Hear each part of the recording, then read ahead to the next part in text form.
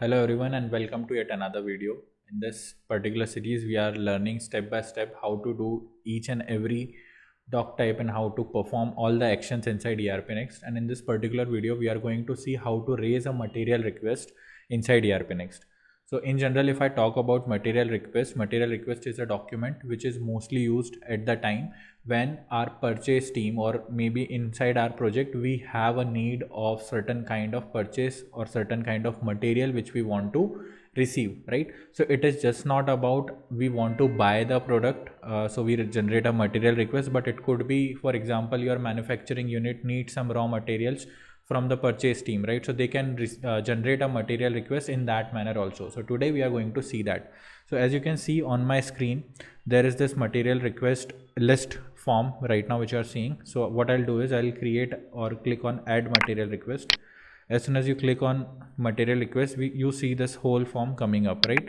So in this particular form you can see that there are different purpose for this material request, right? So it could be a purchase, it could be material transfer, it could be material issue, manufacturer and customer provided, right? So in our case today we are going to see like what if the team wants to purchase something and internally they have generated a purchase request to our team, which is also known as PR, right?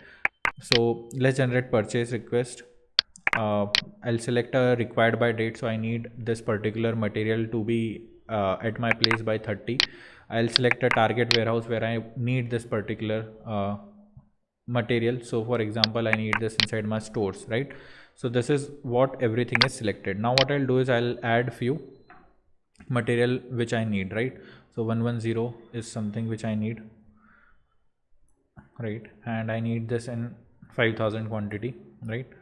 I'll add RM-111 and again I need this particular item also in 5000 quantity.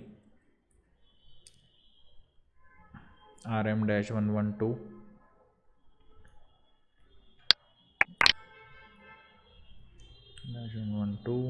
I also need this in 5000 quantity.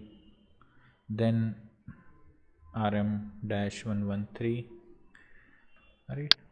Again the same in 5000 quantity.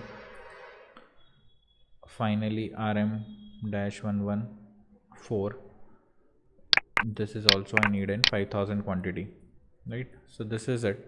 This is where we have added it, right? I have already defined for my purchase team that I need following information, following materials for this purchase, right? And you can add a terms of condition if it is needed. It is usually not required, so I'll just save this document, right? And I'll just submit this. As soon as I submit this, this is what is created, right?